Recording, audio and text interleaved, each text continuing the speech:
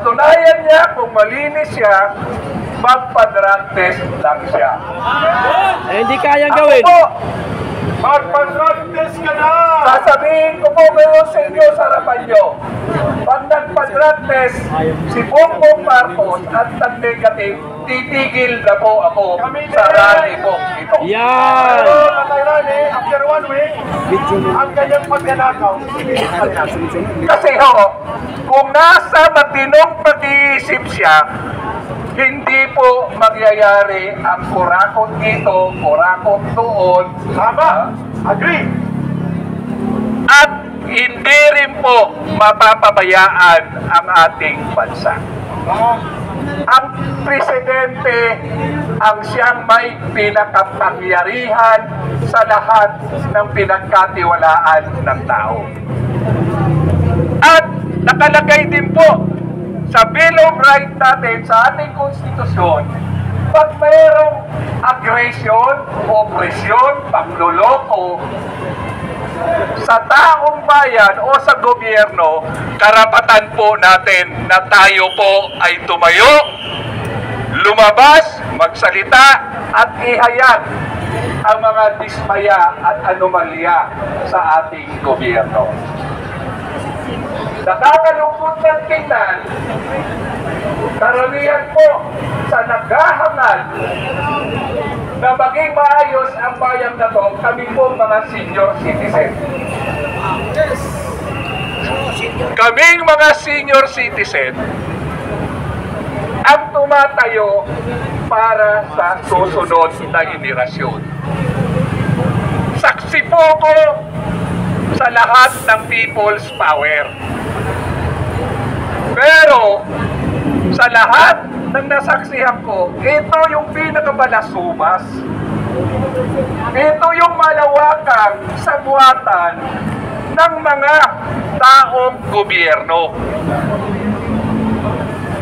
Ako ho ay nananawagan sa lahat ng mga nanunood ngayon.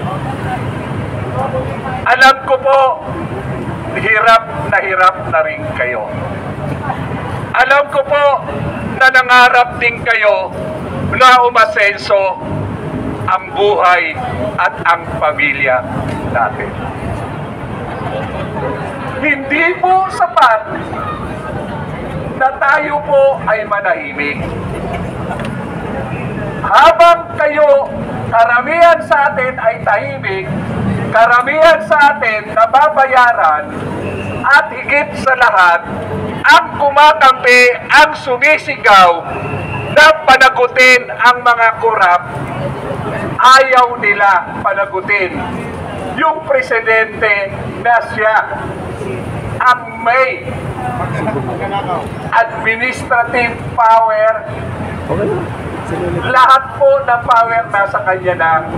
Pag ikaw po ay simpleng head ka ng isang departamento, kapitan ka, mayor ka, pag may katiwalaan sa iyong nasasakupan, command responsibility.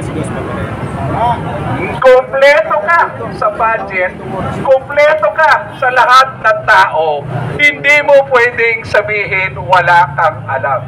Kayong mga pulis, alam nyo yan. Kayong mga station commander, alam nyo yan. Pag may ginawang anomalya ang mga membro ng nasasakupan ninyo, ang station commander ang unang-unang nare-relieve. Tama po ba mga kapulisan? So bakit ngayon hindi natin panagutin yung pinakamataas na namumulo sa bansa natin? Wala pong iba o hindi si Bongbong Marcos. Ako po, dating kapitan, naging konsihal, at ang lagi kong hinahawakang komite, Peace and Order. Sa Quezon City po, ako ang chairman ng Peace and Order. Ako po nagre-represent sa ating kapulisan, sa ating mga Bureau of Fire, sa Bureau of Jail, at iba pa pong departamento na Peace and Order. Kaya alam na alam ko po ang sitwasyon po natin ngayon. Ako ay makapulis kahit itanong nyo sa hepe ng Quezon City Police. Pero alam nila, ako ay tumitindi pagka mali at walang pinipili. Ordinaryong tao ka man, may posisyon ka man, may pulis ka man, at sanay na rin po ako dahil nung hindi pa po ang Presidente Duterte, ultimo po station namin niralihan ko dahil patong sa droga, patong sa krimen, at higit sa lahat, pati mga hold-upper ay kani-kanila ng ginagawang asset. Kita nyo naman ha. Matanda na po ako. Namimigay kami.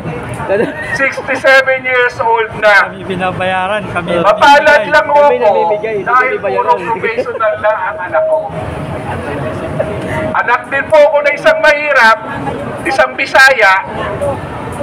Alam ko ang damdamin na isang mahirap.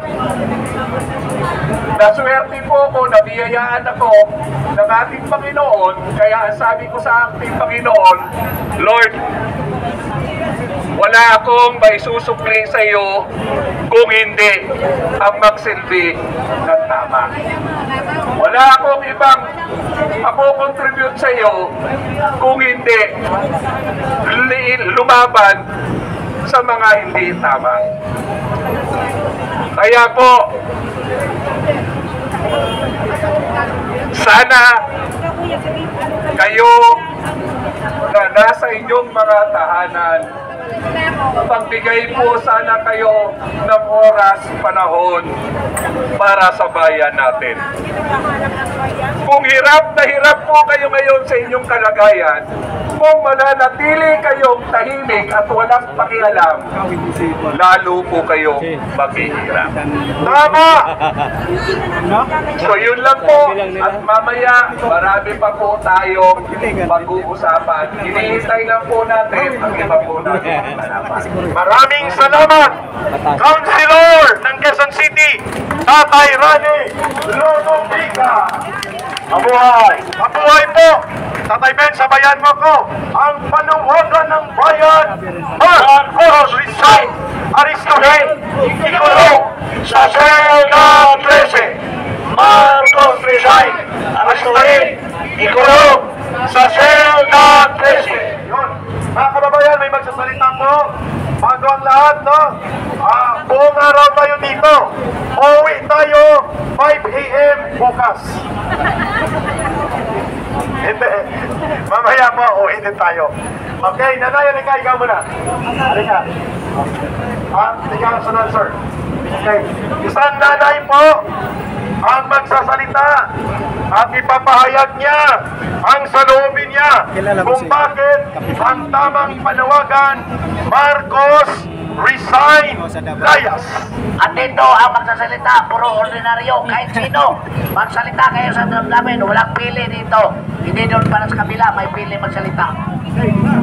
Magandang tanghali po sa inyong lahat.